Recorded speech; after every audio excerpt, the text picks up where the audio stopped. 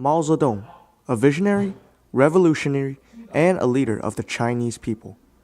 Regarded as one of the most important people in China, Chairman Mao transformed China from a poor, unorganized nation with weak leadership into an economic powerhouse.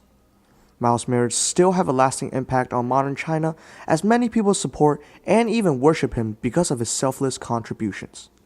However, what many people forget about Chairman Mao is that these benefits to the Chinese nation came at an enormous cost.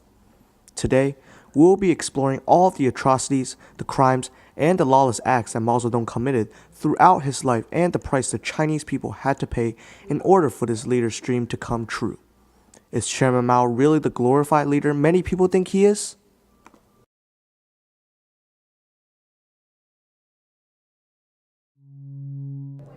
Mao Zedong was born on December 26, 1893, into a wealthy farmer's family in Shaochen, Hunan province. As a child, he worked in the fields and attended a local primary school where he studied traditional Confucian classics. Mao spent most of his 10 years in Changsha, the provincial capital. He was exposed to the tides of rapid political change and the new cultural movement then sweeping the country. He served in the Republican Army for some time and then spent half a year studying alone in the provincial library, an experience that confirmed him in the habit of independent study.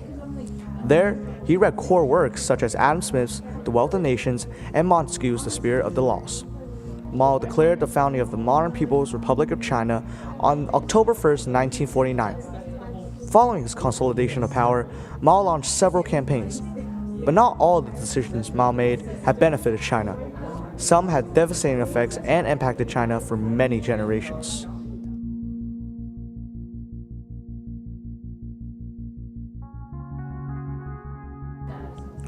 The year is 1958. China, having been rocked by a devastating civil war just 8 years earlier, was in dire need of support and reform. Previous efforts by the president of China, Mao Zedong, were only partially successful in reorganizing and re-energizing the nation through new laws, which gave Chinese land back to people in order to farm and produce goods. These efforts brought economic prosperity in the form of bountiful harvests and a large surplus of food. But in the West, the United States was threatening the economic standing of China itself. Mao realized that the only way to even come close to competing with the existing world powers was to industrialize and fast. Therefore, in 1957, Mao Zedong, urged on by the plentiful yield of crops, proposed his Great Leap Forward, a plan that would not only industrialize and revitalize China, but surpass the United Kingdom in 15 years. The proposed plan involved having the citizens of China rapidly produce massive amounts of steel and grain in order to increase the economic output. However, there were problems right from the start. The Chinese people were not ready for this type of change.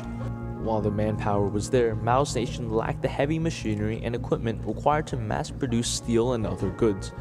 The steel that they did produce was very low quality and amounted to little value in the international market. Despite this failure, Mao urged his people on, and in the process, set up his country for disaster. A year later, the nation of China was in shambles. The steel project was abandoned because of a lack of food. Earlier crops failed, and local towns were forced to report inflated yields in order to satisfy Mao and his supporters. Many campaigns were launched to increase crop yield as a last resort, but most of them failed.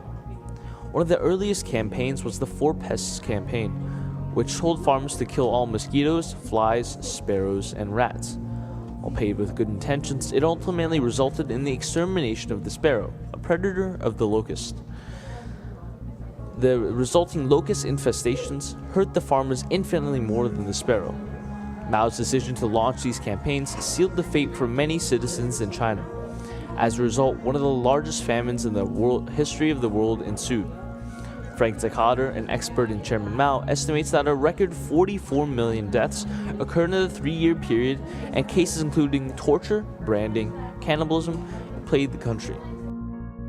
What was originally a plan to increase economic and agricultural yield turned into a massive disaster, while it decreased China's economic standing and production by around 25%. Many historians and even some members of the Chinese government agree that most of the problems in the Great Leap Forward was due to mismanagement and error. Mao, a supposed leader, benefactor, and a genius of the Chinese population, failed in his vision of an industrialized China, massacring his people in the process. His leadership, legacy, and reputation was shattered by the Great Leap Forward. However, there was one way he could take it all back, and that was the Cultural Revolution.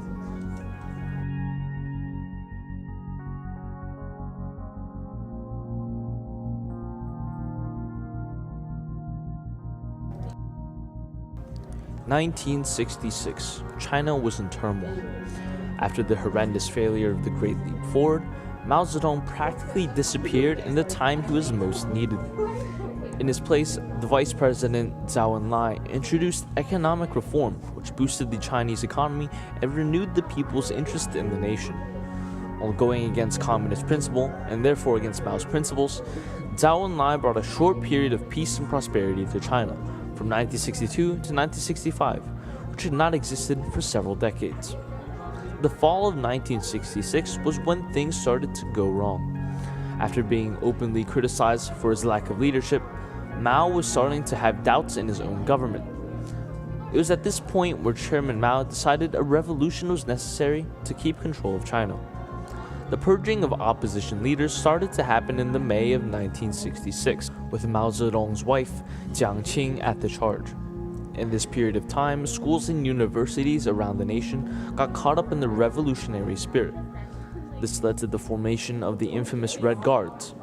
These young, freedom-loving students were the front line of the revolution, attacking anyone who opposed the doctrine of Chairman Mao.